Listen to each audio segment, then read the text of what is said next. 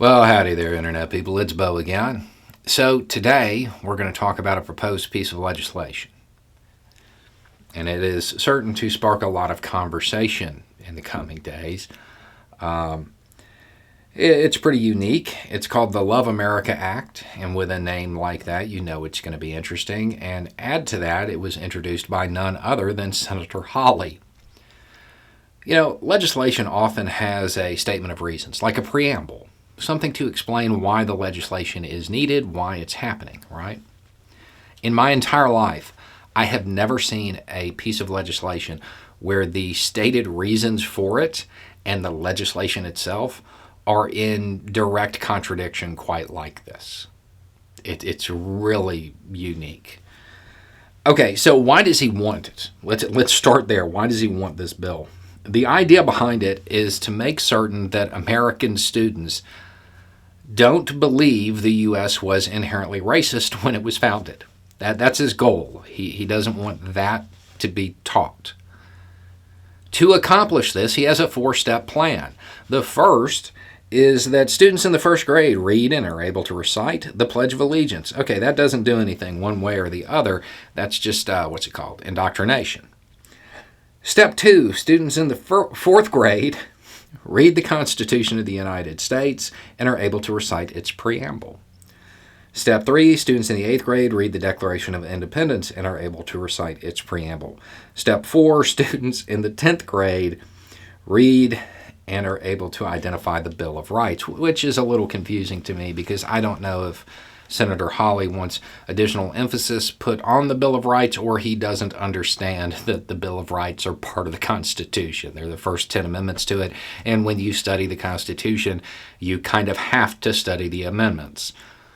Okay, so his goal is to make sure that American students don't believe the U.S. was racist when it was founded. To accomplish this, he is going to have them start by reading the Constitution and memorizing the preamble. So they're going to get this glorious, idealistic preamble, right? And they're going to know it because they got to memorize it. And they're going to hear about we the people. And then they're going to learn about all the rights and everything that are supposed to go along with that. And then they're going to realize that we the people didn't include a certain group of people because the founders kind of didn't see them as people. At least not whole people, maybe just 3/5 of a person, right? And then they're going to go on and they'll get down to the 15th Amendment or so. And at that point, they're going to realize that, wow, the country was really racist in the beginning. Because in 1870, the 15th Amendment, that's the one that prohibited barring people from voting based on their race. So up until then, it was okay. And it needed a constitutional amendment to stop it. Golly gee whiz, that seems awfully racist to me, Senator. And then when you study the Constitution, you often need to kind of look at how it was interpreted. So they'll read things like the Dred Scott decision. I would imagine people would walk away from that thinking that the United States was kind of racist when it was founded, because it was. Then they'll go to the Declaration of Independence, which, by the way, that seems backwards to me. It seems like you should do this in chronological order, but whatever. So the same thing happens. They get this glorious, idealistic preamble, and then they get to read about merciless Indian savages. That's in the Declaration of Independence. And they'd probably learn that Jefferson wanted to include in the list of grievances that the king allowed slavery. He wrote it in, but the founders, they had him take it out because they wanted to continue the incredibly racist institution of slavery because it was building this country. You might say that it was integral to the United States when it was founded. There is no way to read the founding documents of this country and walk away with any other conclusion than it was racist when it was founded. And then as you go through time and you look at the amendments, you can see as more and more people got included in people, and you get kind of like a timestamps for when different things happened. And then if you really get into it, then you start looking at the federal laws that went along with it to expand on the ideas in the Constitution, like the Civil Rights Act, which didn't occur until the 1960s. It's not a matter of whether or not the country was founded and was racist back then. We're talking about how racist it is now. There is no way you can read these documents and actually understand them and believe anything other than the U.S. was inherently racist when it was founded because it was dependent on the institution of slavery. The idea here is to make students love America. You want them to love America? Give them an America worth loving.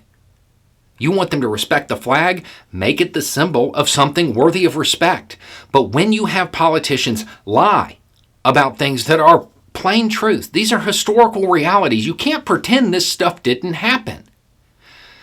It casts doubt on whether or not the United States is ever going to learn from it, is ever going to level the playing field, is ever going to fulfill the promises that are in those glorious and idealistic preambles you want them to memorize. They should memorize them because that's the goal. It's not where we're at. That's where we should be headed. I actually think this is a great idea because it's not going to work to accomplish his goal.